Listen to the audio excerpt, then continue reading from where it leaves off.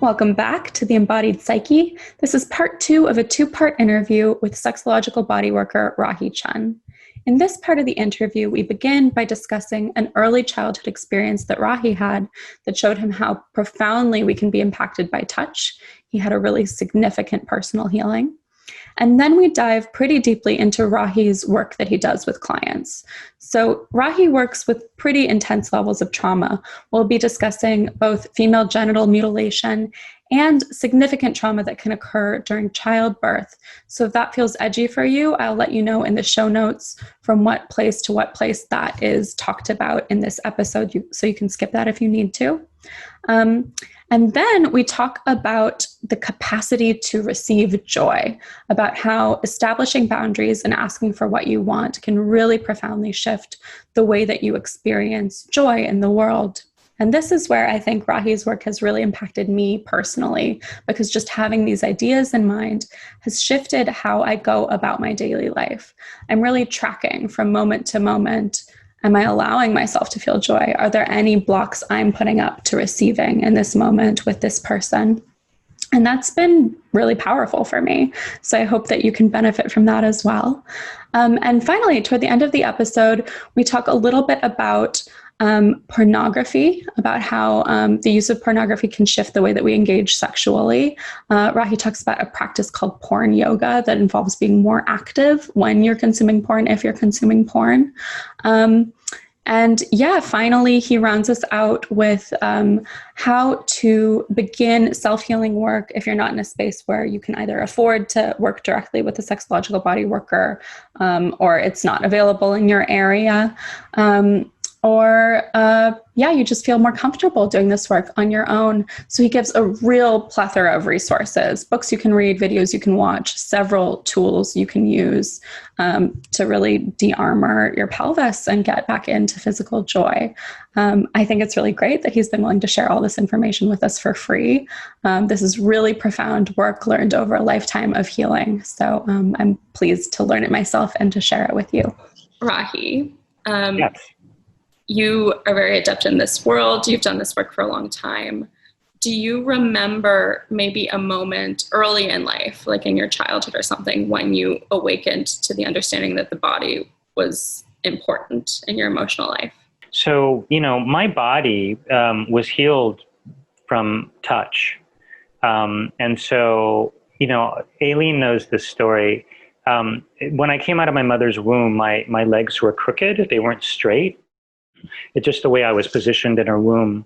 And so when I came out, the doctors wanted to do surgery on my infant knees, but my mother, being a nurse, instead just massaged and lotioned my legs every night for 3 years until they eventually grew out straight. So I was very, very tactile as a child, as a person, really, because that was my first language, really. Was receiving that kind of nourishing touch every day. And my body kind of evolved from that, it healed from that. And so I would always massage my parents, at the end of their days. I was just always very, very kind of, tactile and, with my friends, very physically affectionate. So moving into somatic work was kind of, very, very natural for me. And, of course, there's so many different ways of addressing the body through touch, but I've always been fascinated with that combination of body-mind, body-mind spirit, really. But like all the modalities from TRE to neuroaffective touch, which is one of the pillars of all my sessions. The full body active consent, which involves reclaiming one's voice, repairing ruptures around boundaries and consent, because I find that, almost, in this society, so many of our teenage and adolescent introduction to sexuality and our body involves rupturing boundaries. We don't learn consent, And so, when I do my intakes, I always ask, well, what is your introduction during your teenage years? And almost always it involves alcohol, it involves peer pressure, and it involves, some level of boundary, breach of boundaries. And then certainly the sexological body work, and the inner pelvic work, they're all somatic based. I feel like our issues live in our tissues, and so we want to get to the tissues to release them. Amazing. So you've already brought up your clients. I'm curious about maybe some of the transformation you've seen in people's lives when this kind of positive touch re-enters their life. There's a real range of different examples. Because, my clients, I have clients who were prostituted as children, like all the way over to, Tantra teachers who are very embodied and very used to touch. But to give a few examples, like I had a client, so I had a client recently who grew up in a culture where female circumcision was not uncommon. So as a child, she was circumcised. And, when that kind of experience happens, it's very complex. Certainly there's the physiological trauma, which when the body is overwhelmed, to survive it numbs itself often, right? So that it can survive that experience. So long story short, it's very interesting, Hannah, because I find that in the work, it's usually the unexpressed and unintegrated emotions of that trauma that need a safe space to be acknowledged and felt, and in order for that to release. Once the emotional guarding or the emotional trauma is released, then the physiology follows. So with her, of course, there were physiological repair that needed to happen. We needed to increase the blood flow into the outer labia, the clitoral, the areas where there was severing.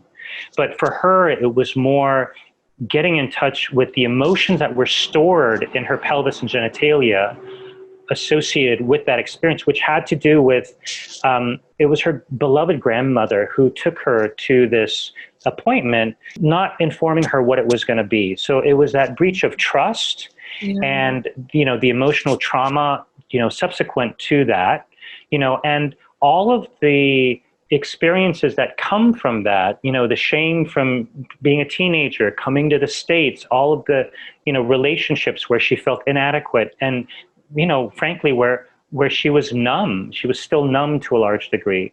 But once the emotion of that betrayal, right, of her family, that she sensed as a betrayal when she was a child, once that was released, and it was cathartic for her, then the sensation followed.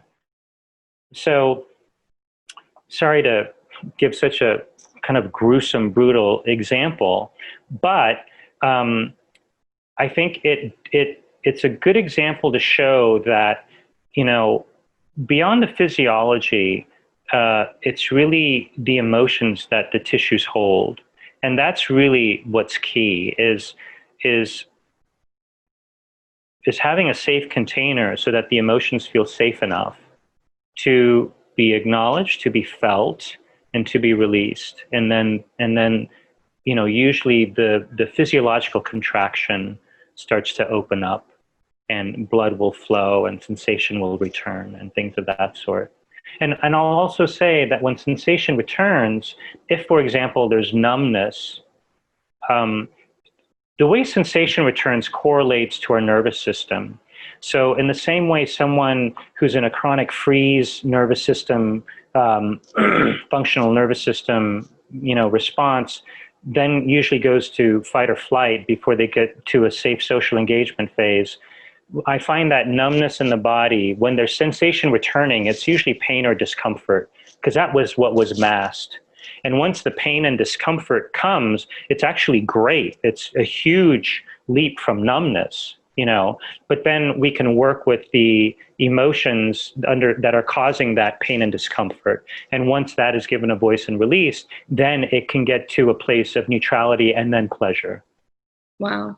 Wow, that's really powerful. I actually haven't heard that before, but it makes a lot of sense that if you've been in a freeze response, fight or flight would return before you get back to a sense of safety.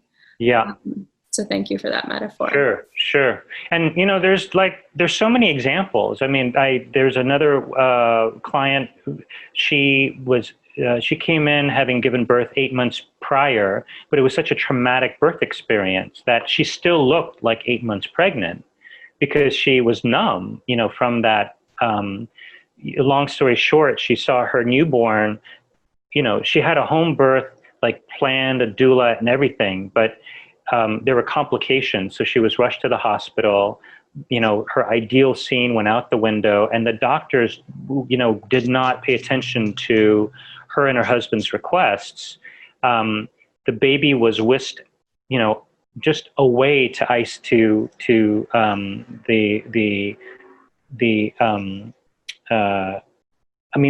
baby's life was in jeopardy. So the doctors had to do what they had to do, but her body was still frozen from that experience. So long story short, so I'm also certified as a vaginal steam practitioner, and vaginal steaming is, I think, one of the most gentle somatic ways of inviting sensation back to the pelvis when there's been a trauma or violation, because it doesn't involve a practitioner's hands. It's steam, but the steam can be felt, and the steam is warm and soothing, and we use different herbal combinations depending on what needs to be released. But with her, as soon as she sat on the sauna and the steam started moving up her vaginal canal into her body, just tears started flowing because she was feeling for the first time since giving birth, her pelvis again, and she was starting to feel the emotions there. But with her, long story short, yeah, there was the trauma of the birth, but it was so interesting because, sometimes I'll do a more of a psychosomatic approach. So there's different ways of de-armoring the pelvis. One is a psychosomatic approach where you can just, you sense that the client is feeling something, and you can just gently inquire, are there any images or memories that are coming to you? And she said, I'm trying to think what she said. She said, it was my wishes that were not acknowledged, something like that. And I just assumed it was from the traumatic birth she gave 8 months previous. But in her next session, I went back to that spot, and she had a flash memory of a DNC she had when she was in her 20 years earlier that she blocked out because she was raised Catholic. She had all this guilt around that experience. And that was still, that memory was held in the tissues of her pelvis. And it was once she acknowledged that and grieved that experience that the full sensation returned back to her pelvis. Wow. So, yeah, so I'm always fast. And this is kind of tangential, but I'm really curious about, because I work with unintegrated memories and trauma stored in the pelvis. I'm always curious when women are pregnant and they're giving birth and they still have unintegrated emotions or experiences in their pelvic region, what gets reawakened either, in their third term or during birth? I'm always fascinated with that, because I know that,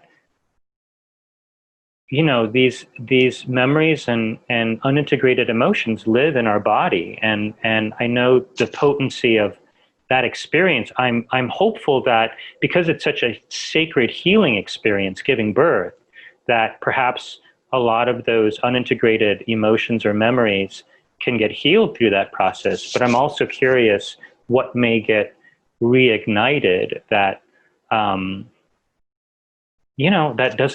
that don't get addressed. Like this client who had this memory.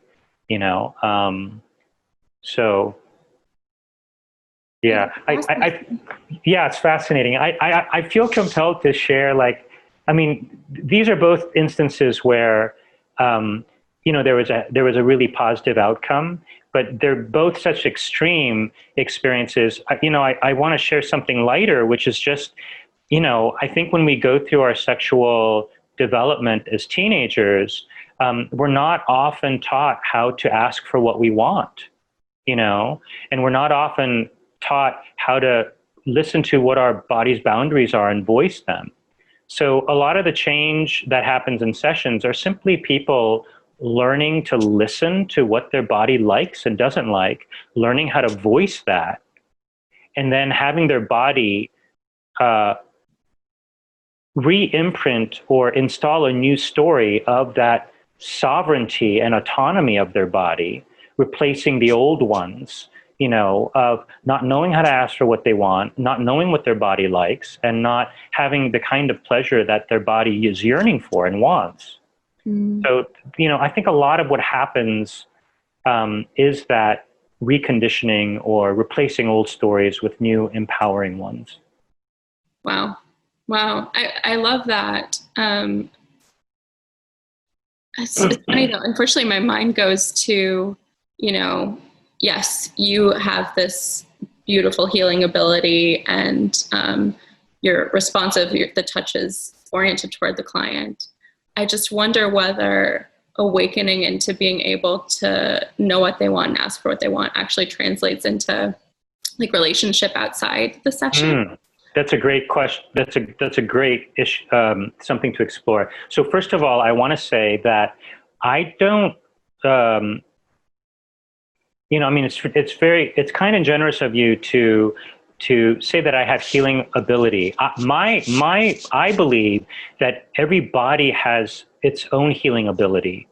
I believe the body is infinitely wise, but it really requires a safe space for the body to start touching into that wisdom and start listening to its own healing ability.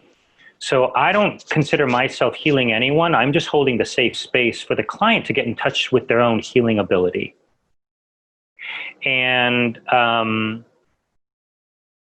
yes, so what I see, Hannah, in answer to your question, is when I see clients feeling safe to ask for what they want and then receive what it is they want, their resistance to receiving starts to dissipate or, essentially evolve, so that their upper limits to receiving, energy, whether it's in the pleasure of their body, whether it's in a raise or a promotion at work, whether it's in a better quality personal relationship, I see these changes all the time. I want to say, this is kind of a bold claim, but about maybe a third. I don't know. I haven't asked everyone, but I see often single clients, once they shift their sense of safety to receive, right? Receive energy, receive pleasure, then I see the quality, their pattern of the kind of person they attract shift to someone who is capable of being present and giving them more, because their upper limits is just increased. And I think this speaks to kind of I do feel like we're energetic vessels and we magnetize or get drawn to other vibrations, kind of like tuning forks. And so if this tuning fork just suddenly increases its capacity to receive goodness and to be with their pleasure, it's going to attract a different tuning fork. Yeah, You know, I like that, and I want to believe it. It just mm, highlights for me maybe where I'm still limited, because as I mentioned at the beginning of our conversation, I yeah, have experience in the world of like, even when I go to a therapy office with someone yeah, who's usually good with touch, I yeah, encounter this thing where something weird comes up. yeah, yeah. But I think as we've recognized your capacity to care for yourself, to honor your voice, to honor your body has really changed. Mhm. And so maybe once upon a time, that would be tolerated, but you were really clear that no, it's not going to be tolerated, and this is not the kind of dynamic that I'm inviting. That's true. Yeah. And I suppose if I had really been honoring my intuition really well, I might have not continued beyond session one just because of like Mm, subconscious stuff I was picking up on. yes, yes. Well, this is good information. I mean, this is good. It's a good experience for your intuition to know that, Yeah. because the next time you'll listen to that intuition. Yeah. And I apologize for just returning to my own experience. It's just so No, it's alive when I great. listen to things like this. Yeah, totally, totally. No, I think it's very, very um, pertinent to what we're discussing here. It's like, yeah, it's like we're constantly evolving, and that's the beauty of, the life's journey. But I feel like those evolutions accelerate when we evolve in our somatic wisdom, Mm. when we use the body, when we access the body, because everything's stored in the body. Yeah, that makes sense. I'm curious because earlier in this conversation you mentioned fantasy, and then of course when we were with Aileen for that discussion, you mentioned like the shifting of fantasies. Do you believe that things like pornographic material or erotica can influence the things that people attract into their lives? Um, yes, I yes. I mean, it's there. It's a big topic, but in a word, I think the body is very, very trainable. You know, so for example, like there's a whole generation that grew up with smartphones and easy access to those pornographic images. And so if someone is self-pleasuring and climaxing and having very, ecstatic erotic states based on the stimulation and whatever the projection's on to a screen, then that's going to influence their body's response to screen and to those particular images, you know? So, in the same way, the dopamine needs more and more stimuli to get excited. I think there's a lot of, there are a lot of pitfalls that you can fall into when you're relying on just fantasy or certain images for your erotic pleasure, because you can get locked in. I mean, in the same way, here's a great analogy. It's like, vibrators can be great, but a reliance on vibrators can be very dangerous. One, because it desensitizes your nerves, and it gets your body used to a certain level of stimulation that cannot be simulated by a partner, in most situations. So you're training your body to respond to higher and higher levels of stimulation that aren't going to be replicable in your intimacy with your partner. So, and I think porn in particular can have a similar danger. Now, I'm not anti-porn. I don't want to say, everything comes down to how you use it, right? So one of my teachers, Joseph Kramer, he's come up with something called porn yoga. Okay, so in a nutshell, he's like, and this is my interpretation of what he's, of the demonstration that I saw of his porn yoga. He's like, look, porn's a reality. It's not going back into the box. Generations have been weaned on it. So let's use it as a tool. The problem with porn is people are passive. They're usually lying down. They're watching it passively, eyes fixated on a screen, and they're not with their body sensations. Let's change it. So in porn yoga, you are standing up, okay? You are, turn on whatever your favorite, porn is. And then intermittently, you're going to pause the porn and bring your awareness back to your body. Okay, so you're bringing your awareness to your sensation, your breathing. So you're actually using the visual stimuli as an instrument to heighten your body's capacity for its own pleasure. You're not getting lost into the images and getting disconnected with your own body.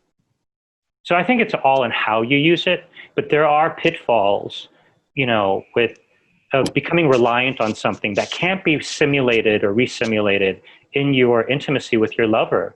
And, I get calls from clients who are so desensitized from, extensive vibrator use. Like, they found their mother's Hitachi wand when they were 11 and they haven't stopped using it, and, that, or from men who have been weaned on porn, grew up on porn, and are having a lot of erection issues, as a result of the lack of that kind of stimuli when they're with their girlfriend. Mm.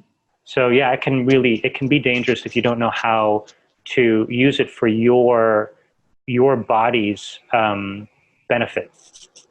Wow. Yeah. Thanks for diving into that. I imagine that's relevant to a lot of people. My God. Yeah. Yeah. I think it's an epidemic that's not really being discussed. As there are many epidemics involving our sexuality that aren't really being discussed openly.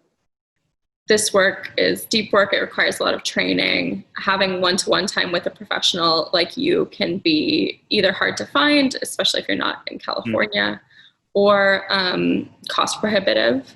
How would you recommend that people begin the work of de-armoring their pelvises and getting in touch with sensation in their bodies if they feel stuck in some of the ways that you've articulated here today? Okay.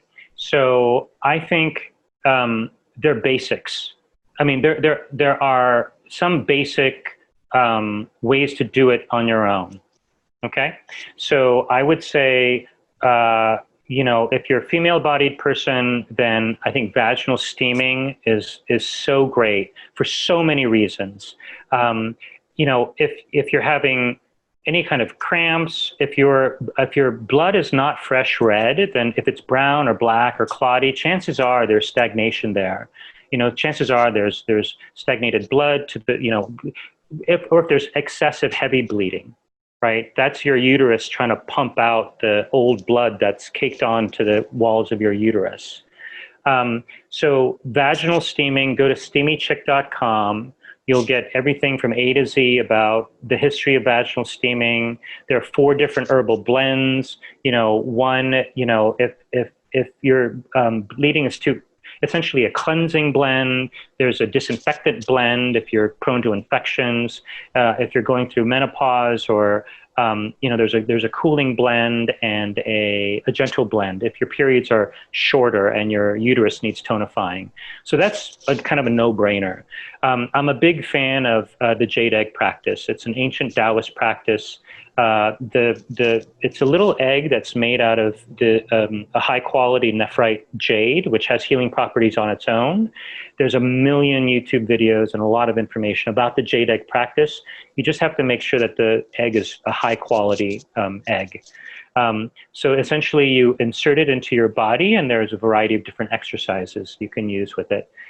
Saida Desolé has a book called The Emergence of the Sensual Woman. It's kind of all you need. I mean, there's a bunch of kind of trainings for hundreds of dollars online, but that book is the best resource. It's based on her PhD thesis. I'm a big fan of castor oil packs. So if you have any, I guess this is more for women who have C-sections or scar tissue from episiotomies or things of that sort. Google castor oil packs. And then an easy way for all your clients to start listening for what their body wants and giving voice to it is playing the 3-minute game.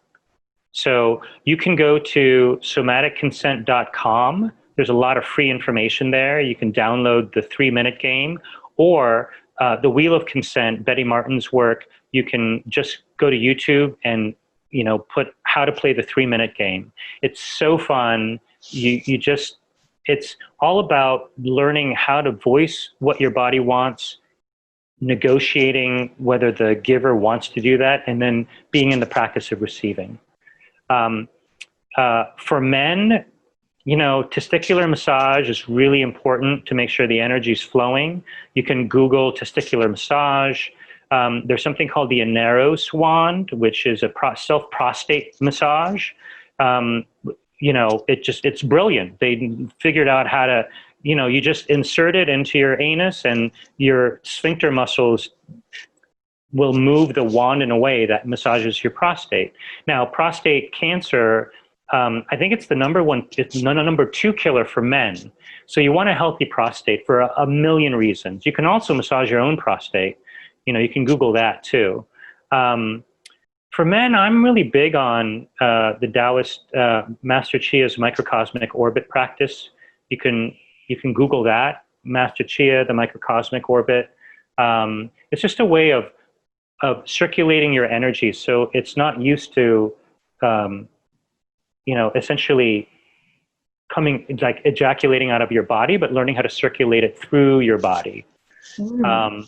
So those are all ways. I think the funnest thing is if you're with a partner or you have a trusted friend, to play the 3-minute game.